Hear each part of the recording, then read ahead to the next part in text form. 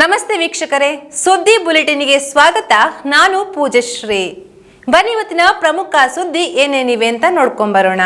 ಸುಳ್ಯ ಗೌಡರ ಯುವ ಸೇವಾ ಸಂಘ ತಾಲೂಕು ಮಹಿಳಾ ಘಟಕ ಮತ್ತು ತರುಣ ಘಟಕ, ಸುಳ್ಯ ನಗರ ಗೌಡ ಸಮಿತಿ ಮಹಿಳಾ ಘಟಕ, ತರುಣ ಘಟಕದ ಆಶ್ರಯದಲ್ಲಿ 13ನೇ ವರ್ಷದ ಆರ್ಟಿ ಆಚರಣೆಯ ಸಂಭ್ರಮ ಆಗಸ್ಟ್ 3ರಂದು ಸುಳ್ಯದ ಕೊಡಿಯಾಲಬೇರಿನ ಗೌಡ ಸಮುದಾಯ ಭವನದಲ್ಲಿ ನಡೆಯಿತು. ಕಾರ್ಯಕ್ರಮದ ಉದ್ಘಾಟನೆಯನ್ನ ನ್ಯಾಯವಾದಿಗಳು ಶ್ರೀ ಮಹಾವಿಷ್ಣು ಮೂರ್ತಿ ದೇವಸ್ಥಾನ ಕೊಡಿಯಾಲಬೇರು ಆಡಳಿತ ಸಮಿತಿಯ ಅಧ್ಯಕ್ಷ ರಾಮಕೃಷ್ಣ ಅಮೇರ್ ಅವರು ದೀಪ ಬೆಳಗಿಸಿ ಉದ್ಘಾಟಿಸಿ ಕಾರ್ಯಕ್ರಮಕ್ಕೆ ಶುಭ ಹಾರೈಸಿದ್ರು. ಗೌಡರ ಯುವ ಸೇವಾ ಸಂಘದ ಅಧ್ಯಕ್ಷ PS ಗಂಗಾಧರ್ ಅಧ್ಯಕ್ಷತೆ ವಹಿಸಿ ಪ್ರಾಸ್ತಾವಿಕವಾಗಿ ಮಾತನಾಡಿದ್ರು. ಈ ಸಂದರ್ಭದಲ್ಲಿ ಸುಳ್ಯನಗರ ಗೌಡ ಸಮಿತಿಯ ಅಧ್ಯಕ್ಷ ರಾಕೇಶ್ ಕುಂಟಿಕಾನ, ಗೌಡರ ಯುವ ಸೇವಾ ಸಂಘದ ಪ್ರಧಾನ ಕಾರ್ಯದರ್ಶಿ ತೀರ್ಥರಾಮ ಅಡ್ಕಬಳೆ, ತಾಲೂಕು ತರುಣ ಘಟಕದ ಅಧ್ಯಕ್ಷ ಪ್ರೀತಂ ಡಿಕೆ, ತಾಲೂಕು ಮಹಿಳಾ ಘಟಕದ ಅಧ್ಯಕ್ಷರಾದ ವಿನುತಾ ಪಾತಿಕಲ್ಲು, ಮಹಿಳಾ ನಗರ ಘಟಕದ ಕಾರ್ಯದರ್ಶಿ ಸುಜಾತಾ ಕಿರಣ ಕುರುಂಜಿ, ಮಹಿಳಾ ನಗರ ಘಟಕದ ಅಧ್ಯಕ್ಷರಾದ ಶ್ರೀಮತಿ ಹರ್ಷ ಕರುಣಾಕರ, ನಗರ ಗೌಡರ ಸಮಿತಿಯ ಕಾರ್ಯದರ್ಶಿ ರಾಧಾಕೃಷ್ಣ ಕುಂತಿನಡ್ಕ, ಸಮಿತಿಯ ಪದಾಧಿಕಾರಿಗಳು ಸದಸ್ಯರು ಹಾಜರಿದ್ದರು. ಬಳಿಕ ಪುರುಷರಿಗೆ ಮಹಿಳೆಯರಿಗೆ ವಿವಿಧ ಆಟೋಟ ಸ್ಪರ್ಧೆಗಳು, ಸನ್ಮಾನ ಕಾರ್ಯಕ್ರಮ ನಡೆಯಿತು. ಬಳಿಕ ವಿವಿಧ ಆಟಿ ಖಾದ್ಯಗಳನ್ನು ಸವಿದು ಬಾಂಧವರು ಖುಷಿಪಟ್ಟರು.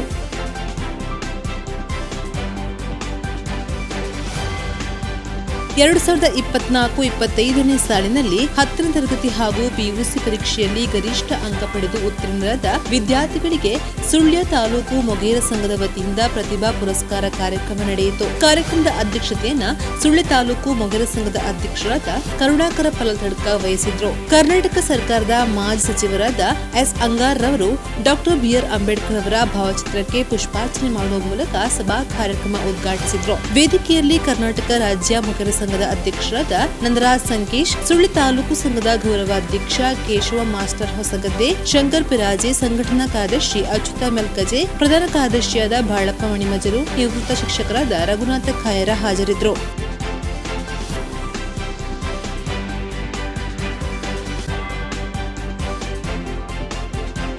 ಮಂಥನ ವೇದಿಕೆ ಸುಳ್ಯ ಇದರ ವತಿಯಿಂದ ಆಗಸ್ಟ್ 2ರಂದು ಸುಳ್ಯದ CA ಬ್ಯಾಂಕ್ ಸಭಾಂಗಣದಲ್ಲಿ ನಡೆದ ಸಿಂಧೂರ ವಿಜಯ ಭಾರತದತ್ತ ವಿಶ್ವದ ಚಿತ್ತ ರಾಷ್ಟ್ರೀಯ ವಿಚಾರಗಳ ಸಂವಾದ ಕಾರ್ಯಕ್ರಮ ನಡೆಯಿತು. ಸಂಪನ್ಮೂಲ ವ್ಯಕ್ತಿಯಾಗಿ ಸಂಸದ ಕ್ಯಾಪ್ಟನ್ ಬ್ರಿಜೇಶ್ ಚೌಟ ಆಗಮಿಸಿ ಮಾತನಾಡಿದ್ರು. ಬಳಿಕ ನಡೆದ ಸಂವಾದ ಕಾರ್ಯಕ್ರಮದಲ್ಲಿ ರಾಷ್ಟ್ರೀಯ ವಿಚಾರಗಳ ಕುರಿತಾಗಿ ಆಪರೇಷನ್ ಸಿಂಧೂರದ ಬಗ್ಗೆ ಸಭಿಕರ ಪ್ರಶ್ನೆಗೆ ಉತ್ತರಿಸಿದ್ರು. ಶಾಸಕಿ ಕುಮಾರಿ ಭಾಗೀರಥಿ ಮುರುಳ್ಯ, ಮಾಜಿ ಸಚಿವ S ಅಂಗಾರ, ನಗರ ಪಂಚಾಯತ್ ಅಧ್ಯಕ್ಷೆ ಶಶಿಕಲಾ ನೀರಬಿದ್ರೆ, AOLನ ಪ್ರಧಾನ ಕಾರ್ಯದರ್ಶಿ ಅಕ್ಷಯ್ ಕೆಸಿ, RSSನ ಪ್ರಮುಖರಾದ ನಾಸೀತರಾಮ ಹಾಗೂ ಮೊದಲಾದವರು ಭಾಗವಹಿಸಿದ್ರು. ಕಾರ್ಯಕ್ರಮದ ಸಂಪೂರ್ಣ ವಿಡಿಯೋ ದೃಶ್ಯ ಸುದ್ದಿ ಚಾನೆಲ್ನಲ್ಲಿ ಪ್ರಸಾರಗೊಳ್ಳಲಿದೆ. ಸುದ್ದಿ ಬುಲೆಟಿನ್ ಮುಂದುವರೆಯುತ್ತೆ ಸ್ಮಾಲ್ ಬ್ರೇಕ್ನ ನಂತರ.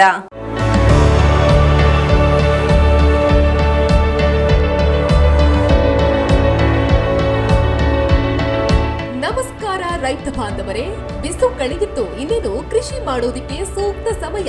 ಹಾಗಾಗಿ ಉತ್ತಮ ಗುಣಮಟ್ಟದ ಗಿಡಗಳಿರುವ ನರ್ಸರಿಯನ್ನ ಹುಡುಕ್ತಾ ಇದ್ದೀರಾ? ಹಾಗಾದ್ರೆ ನಮ್ಮ ಸುಳ್ಯದ ಮೊಗರ್ಪಣೆ ಮಸೀದಿ ಮುಂಭಾಗವಿರುವ ಕರ್ನಾಟಕ ಅಗ್ರಿ ಗಾರ್ಡನ್ ನರ್ಸರಿಗೆ ಭೇಟಿ ಕೊಡಿ.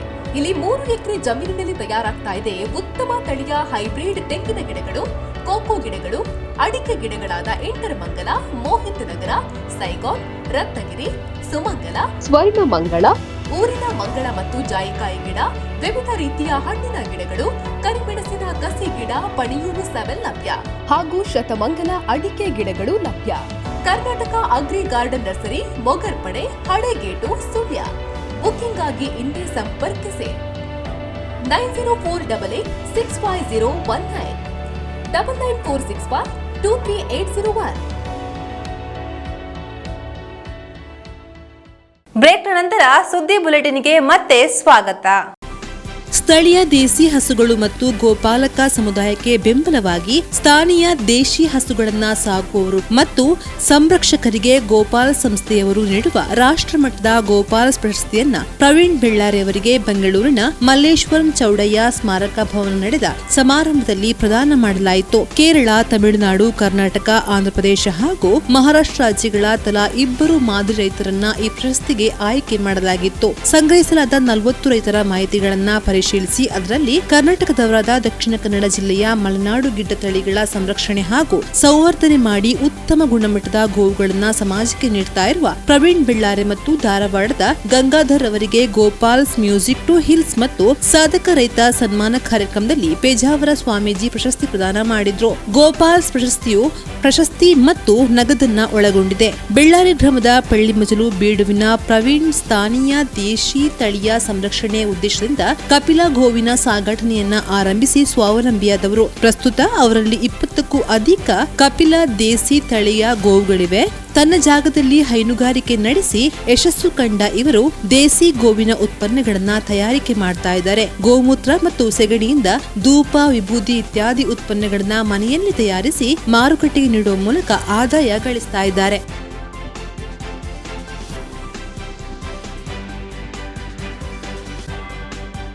ಐದನೇ ಬಾರಿಗೆ ಸೂರ್ತಿಲ ಪಡಪು ಭಾಗಕ್ಕೆ ಆನೆ ದಾಳಿ ನಡೆಸಿ ಕೃಷಿ ಹಾನಿ ಮಾಡಿದ ಘಟನೆ ಸಂಭವಿಸಿದೆ. ನಿನ್ನೆ ರಾತ್ರಿ 8 ಗಂಟೆಗೆ ಶಶಿಧರ ಶೆಟ್ಟಿ ಪಡಪು, ಬಾಲಕೃಷ್ಣ ಶೆಟ್ಟಿ ಪಡಪು, ವಿಜಯಕುಮಾರ್ ಪಡಪು, ಸುಮಿತ್ರಾ ಇಂಜಿನಿಯರ್ ಅವರ ತೋಟಕ್ಕೆ ಆನೆ ದಾಳಿ ಮಾಡಿ ಕೊಕ್ಕೋ, ಬಾಳೆಗಿಡ, ತೆಂಗು, ಅಡಿಕೆ ಕೃಷಿಗಳನ್ನ ನಾಶಪಡಿಸಿತು, ಪೈಪುಗಳನ್ನ ಹುಡಿ ಮಾಡಿದೆ. ಇದೇ ರೀತಿ ಪ್ರತಿ ಸಲವೂ ಆನೆ ದಾಳಿ ನಡೆಸಿದರೆ ನಾವು ತೋಟಕ್ಕೆ ಹೋಗಬೇಕಾಗಿಲ್ಲ, ಅರಣ್ಯ ಇಲಾಖೆಯವರು ಬರ್ತಾರೆ ಹೋಗ್ತಾರೆ, ಕೇಳಿದ್ರೆ ಪರಿಹಾರ ಇದೆ ಎಂದು ಹೇಳ್ತಾರೆ. ಆದ್ರೆ ಇದುವರೆಗೂ ಪರಿಹಾರ ದೊರೆತಿಲ್ಲ ಎಂದು ಕೃಷಿಕರು ತಮ್ಮ ಅಳಲನ್ನ ತೋಡಿಕೊಂಡಿದ್ದಾರೆ.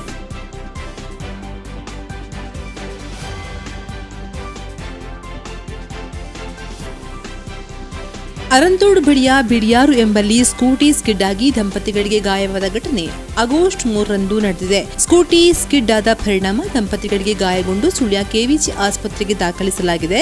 ಗೂನಡಕದಲ್ಲಿ ಸಂಬಂಧಿಕರ ಮನೆಯಲ್ಲಿ ಕಾರ್ಯಕ್ರಮ ಮುಗಿಸಿ ಸುಳ್ಯ ಕಡೆ ತೆರಳುತ್ತಾ ಇದ್ದ ಸಮಯದಲ್ಲಿ ಈ ಘಟನೆ ಸಂಭವಿಸಿದ್ದು, ಗಾಯಾಳನ್ನ ಅರಂತೋಡು ಸಮೃದ್ಧಿ ಮಾರ್ಟ್ ಆಂಬ್ಯುಲೆನ್ಸ್ನಲ್ಲಿ ಕೆವಿಜಿ ಆಸ್ಪತ್ರೆಗೆ ದಾಖಲಿಸಿ ಚಿಕಿತ್ಸೆ ನೀಡಲಾಗ್ತಾ ಇದೆ.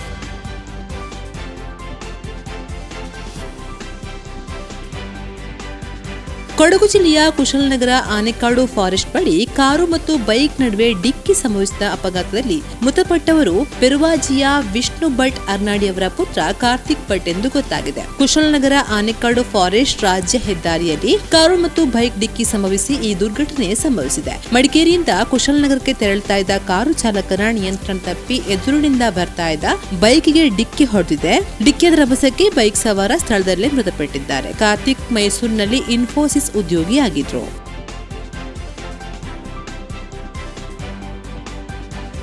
ಐನಿಕಿತು ಗ್ರಾಮದ ಕಟ್ರಮನೆ ನಿವಾಸಿ ಜಯರಾಮಗೌಡರವರು ಇಂದು ಮುಂಜಾನೆ ಸ್ವಗೃಹದಲ್ಲಿ ಹೃದಯಾಘಾತದಿಂದ ನಿಧನರಾದರು. ಅವರಿಗೆ 52 ವರ್ಷ ವಯಸ್ಸಾಗಿತ್ತು.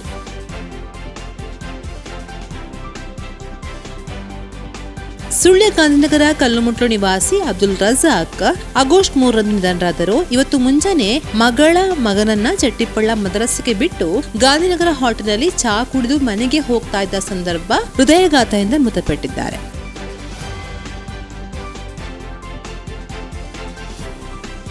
ಇದು ಈ ಹೊತ್ತಿನ ಸುದ್ದಿ ಬುಲೆಟಿನ್. ನಿರಂತರ ಸುದ್ದಿಗಳಿಗಾಗಿ ನೋಡ್ತಾ ಇರಿ ಸುದ್ದಿ ವೆಬ್ಸೈಟ್.